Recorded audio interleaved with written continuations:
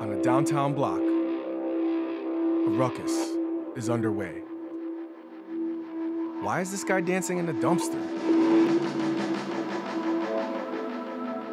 Who invited life-sized puppets? I don't know. But I know I've arrived. How did I get here? It's a story with no script about a journey with no map. To a place brimming with food made for the soul, music about life lived, style that forgot to care what you think, and magical places hidden in plain view. It's the collision of history and the unmistakable now that makes this Atlanta story a field trip into the unexpected.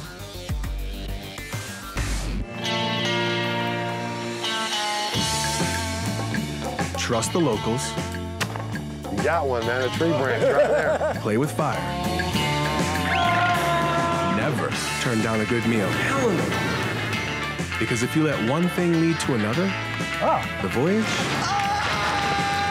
never ends. Life is good right now. Funding for Music Voyager provided in part by Celebrating Culture, Encouraging Communication, Create for Change, a nonprofit for bridging cultures through film. Look, listen, learn. Music Voyager is made possible through the support of these organizations.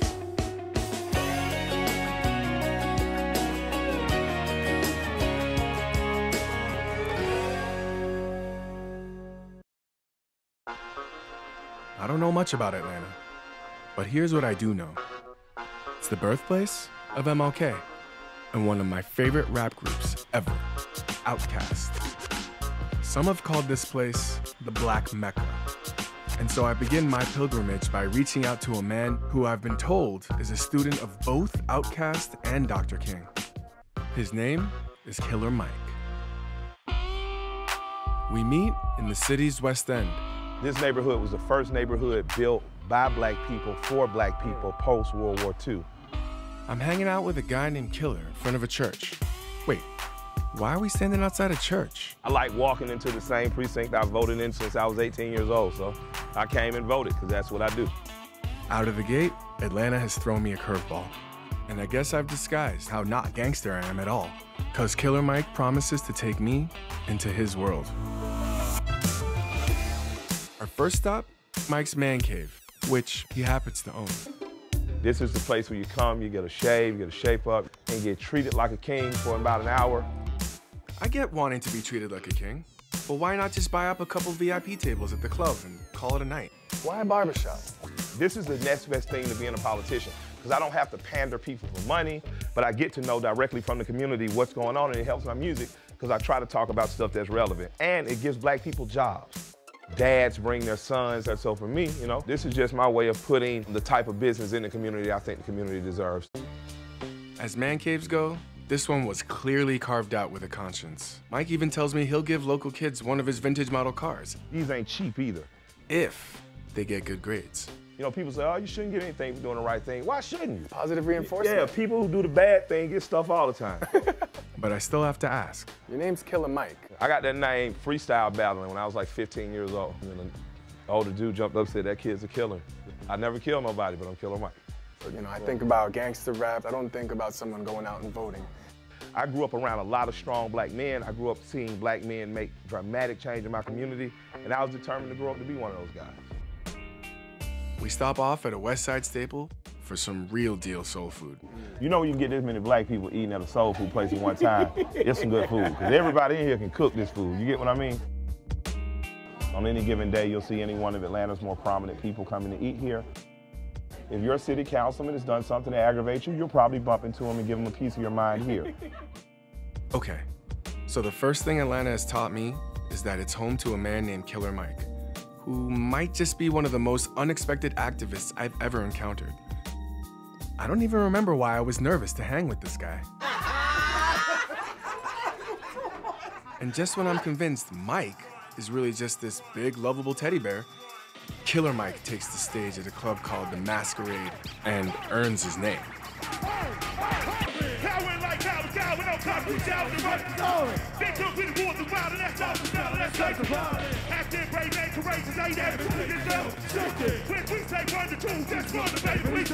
This is what the kids mean when they say turned up.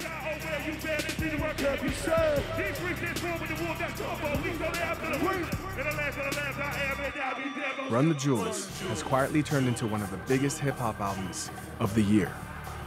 Yep, that's Big Boy from Outkast with a surprise guest appearance. This is awesome. And while I might not be ready to join the mosh pit with these college kids, I will say it's a crowd that's listening, which is good, because this is a man who actually has something to say. Welcome to the South.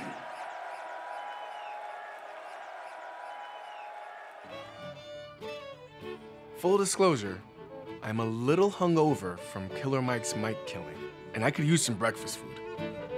This farmer's market is less than a mile from Mike's concert, but it feels like another planet. Thankfully, it's a planet that has grits. What's the difference between the grits that you guys are serving down here and then what I'm getting up in New York City? The grits down here are probably better. I'm a New Yorker, and this kind of bluntness is exactly what I need at this time of day.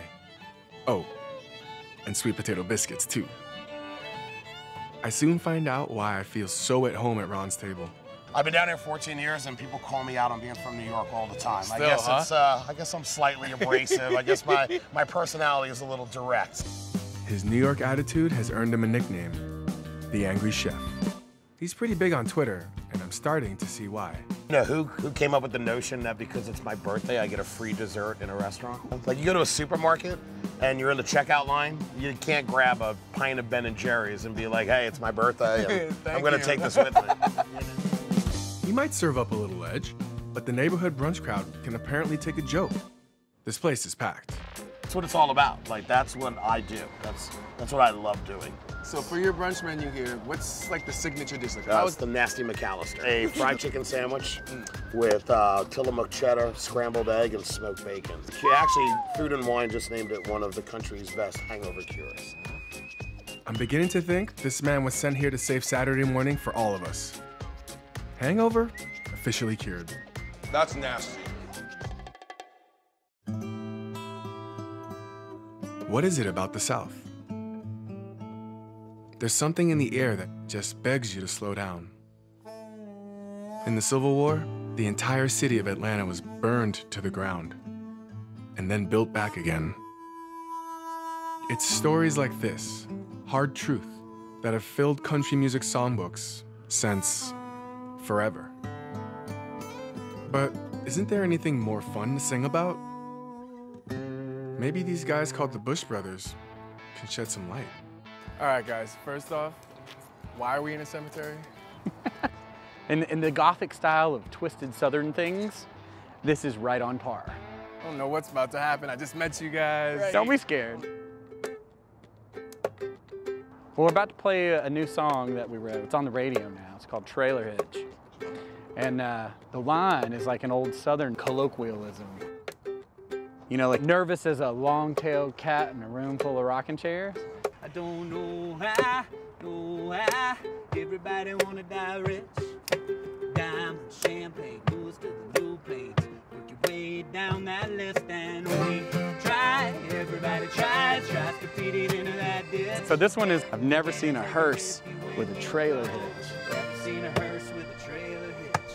Never seen a hearse with a trailer hitch. Hey. It's tricky because you can't take it with you when you go. You could ask anyone in here. Give it away. Yeah. Killed it. Down the road from Oakland Cemetery is this place. Welcome to Daddy D's. This is a great example of the kind of mom and pop places that this town's built on. The first order of business here is, you might consider this sweet tea, but in the South we just call it tea. It's like Mexican food. In Mexico you just call it food. Right. Right. French fries, they're just called fries. In France. In France, that's right. These guys are ridiculous. I feel like I'm on their show. I'm rib challenged having a mustache. The man with a mustache. This isn't what I expected from two Grammy-winning country singers from Tennessee. You guys don't look like cowboys. Like, who are you guys, honestly? I think at every single time in history of country music, people have said, wow, that's not my grandmother's country music. Being authentic, telling the truth in a song, that's what country music's about. So yeah, we look like this. Owner Ron Newman stops by and tells us a little bit about running a barbecue joint. I mean, this isn't brain surgery, but you take a certain amount of pride in stuff you do. Now, people say to me, don't ever change it. Yeah. And as cheap as I am, believe me, I ain't gonna change it, okay? Tell the truth. Please don't change anything, Ron. Especially these ribs. What's your secret? Truthfully, yes. Him. Him? Yeah. That's the secret. I mean, he is fanatical. You know what they call it, OCD or DCO? Things aren't exactly perfect. He will literally kill you. I own the restaurant and I'm fear of my life when he gets upset at me. Every plate I make, I would say it's for my mother. If I wouldn't serve it to my mother, I ain't gonna serve it to anyone else. Gregory's mother must be a well-fed woman. I feel like napping. I'll knife a man for coffee, if it came down to it. With the caffeine pumping, the Bush Brothers tell me some killer stories about their time on the road with bands like Sugarland and Train. It makes me wonder, why come home at all? There's something that's just kept me here, and it's probably a combination of food and women and music, which is probably what makes everything work in the world. Great Southern trilogy, isn't it? But seriously, this isn't the only place with good food, music, and women. Here in Atlanta, it's still affordable to make mistakes. You know, you can say, you know what? I totally want to go explore EDM. Let's go for it. And then you're terrible at it. And then that's okay. And then you're like, oh, well, we sucked. I need to go back to country music. The Bush Brothers sent me to a neighborhood called Little 5 Points, where Atlanta's experimental spirit is alive and kicking. They've told me to find a singer named Ruby Velle and her band the Soulphonics, who've carved out a creative space in a room behind a burrito joint. Luckily, I have people who call ahead and warn folks we're coming. And luckily, it's these guys on the other side of the door.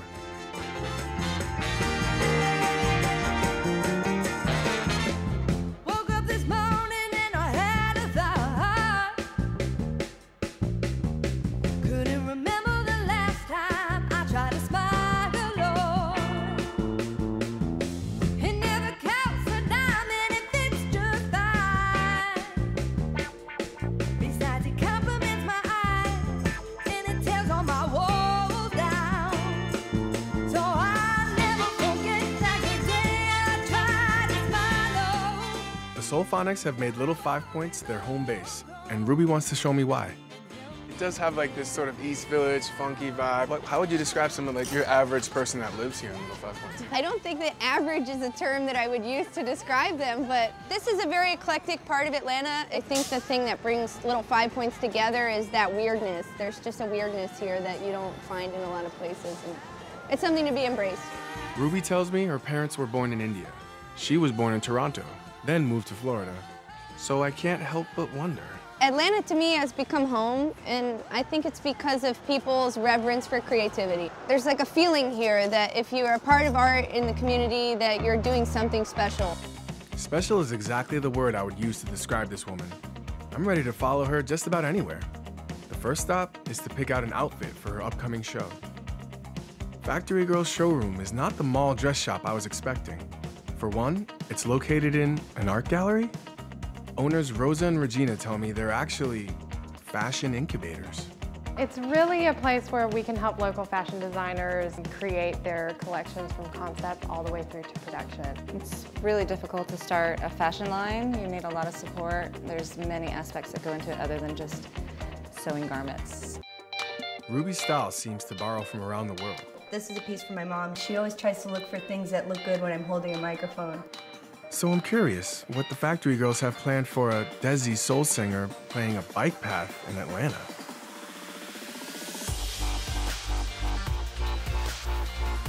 What do you guys think? It's not Ruby Velle.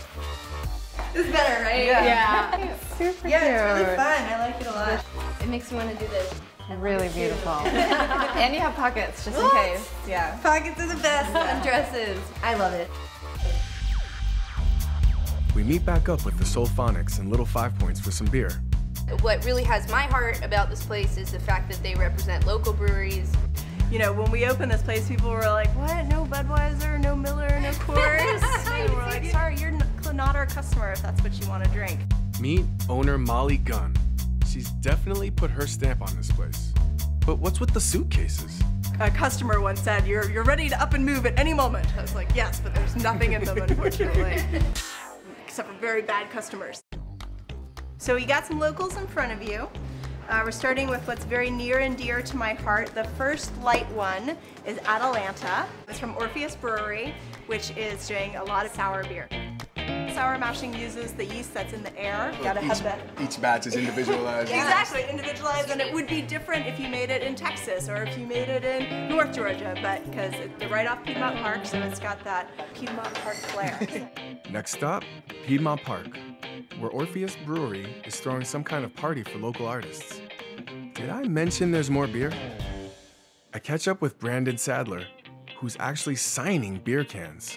Is this kind of what it's come to now, having your art on beer cans to kind of make it as an artist? I don't know about making it as an artist, but when it starts to transcend the gallery and transcend this like pedestal that is the gallery, and it becomes a everyman's tool and something that you interact with on a daily, like I think that's a powerful thing. I'm starting to get a sense of the reverence for creativity and community that's kept Ruby here in Atlanta. It's weird. It's unapologetic, and it tastes good.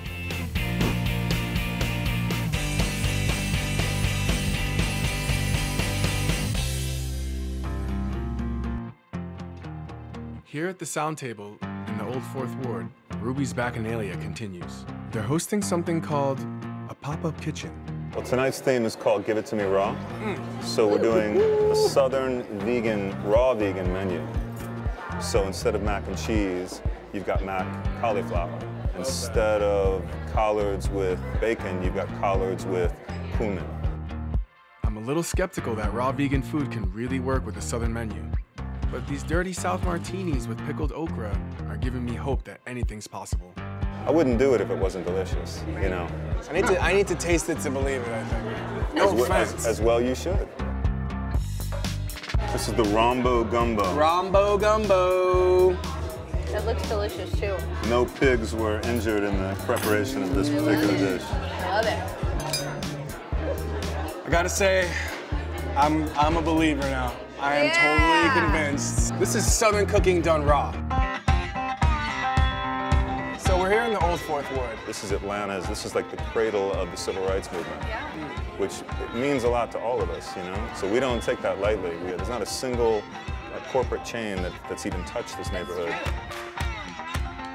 This is the birthplace of Martin Luther King Jr., and the neighborhood has not forgotten.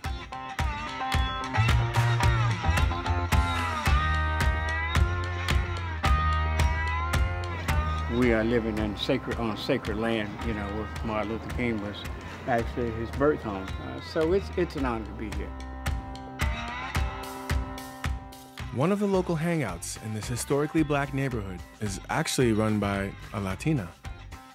Ruby sends me to meet Myrna Perez, the queen of fruit. Born and raised on the Texas-Mexico border, it was really a sense of homesickness that set off her journey into fruitology. We are all fruitologists and smoothie surgeons. I kind of like consider myself maybe an aspiring fruitologist. What does it take? An aspiring fruitologist. What does it take for me to earn a lab coat? Do you think I have what it takes? Well, we can start today, actually. Oh, yeah? Yeah. Come on back, come on back. Well, right now I'm making a tropical fruit cup. It's called limonata. This is my favorite one. This is the reason why I opened up La Fruta. This. Right here. This right here. It is all of our tropical fruit, fresh cut Dominican coconut, cucumber. We're gonna douse this all with fresh lime juice and chile guajillo. What is that? It's kind of like Mexico's version of cayenne. It's smoky, it heats up. You're gonna love it. All right, you ready? What's happening? Tons of antioxidants in there, wakes up all your senses. Oh my God. amazing. Why can't you just have good food that tastes good too, right? Soda Fruta! Soda Fruta! We created another believer. I love it. I've never experienced anything like Lotta Fruta. Make it the smoothie, make it right. I could stay here all day, but Myrna insists we go check out the Beltline, where Ruby and the Soulphonics will be performing later. Fresh fruit and now a bike ride? This might be the healthiest day I've had since I got here. So here we are on the Beltline. Yes. What is it? Used to be an old historic railway. Now it's turned into this recreational path. It turns out this bike path connects just about all the neighborhoods I've seen so far. It's really brought so many of our neighborhood pockets together, you know? It's a connection. You've got tons of artwork that we're gonna see along the way from local artists who have contributed to the beauty of the Beltline. That thing is cool. That's the old Fourth Ward skate park.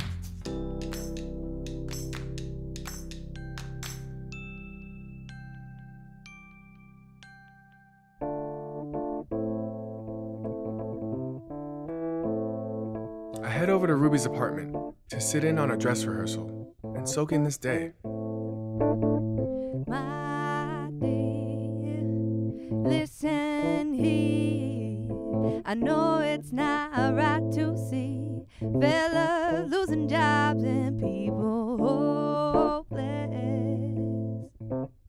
People love to use the word creative to describe just about anything. But what I've seen of Ruby's Atlanta was something more than people just making things. It's about incubating ideas, carving out the space for spontaneity, and embracing the weird. Reach down to find all the good in your heart. It could be this Japanese scotch Ruby has me sipping, but this is an Atlanta I had no idea existed. Love will help us overcome everything. Yeah. Sweet child, your voice is mine. Is the way things are have got you mad. Get up and do what you can to lend a helping hand. I know it's easy to turn our heads away, take refuge in our lives, and now make change today.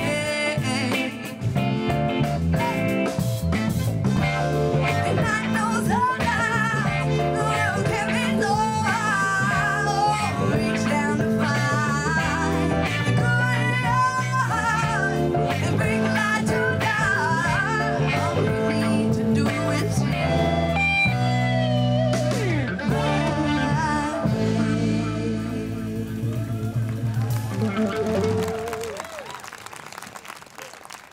Thank you. It's my last day in this city, and Myrna takes me downtown. We meet up with Courtney Hammond, who's organizing some kind of happening.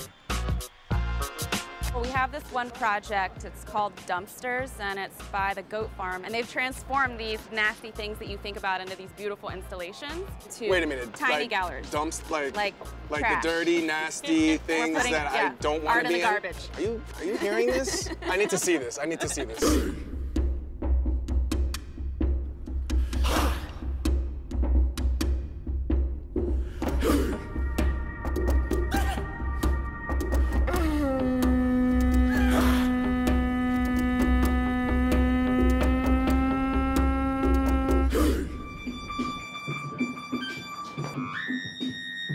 Yep, this dumpster is the musical instrument.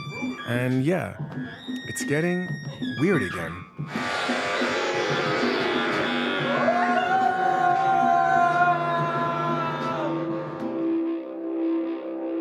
People are congregating at this gallery, where these puppets appear to be sleeping. Not for long.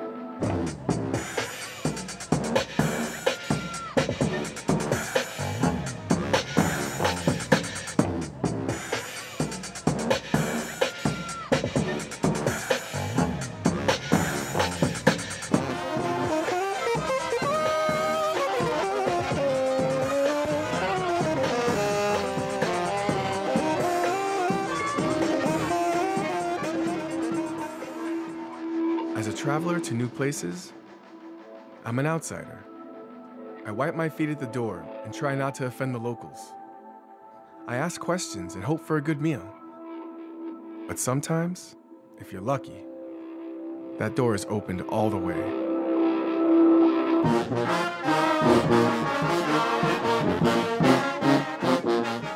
It's the people I've met here, their off-the-wall charm and genuine Southern kindness that have brought me inside to this moment in time.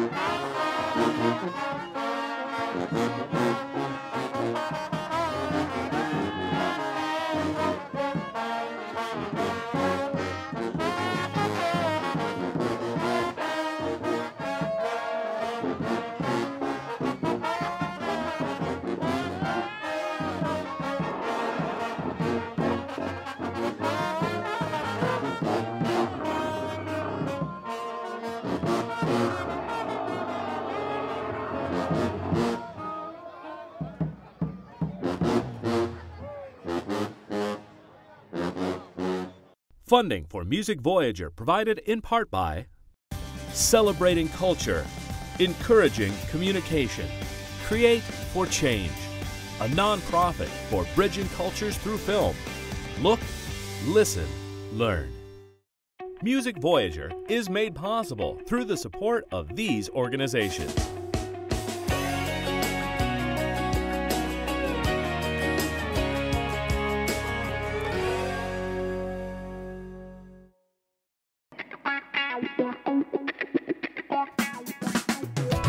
For additional information on the Music Voyager or the artists featured in this episode, visit us on the web at musicvoyager.com.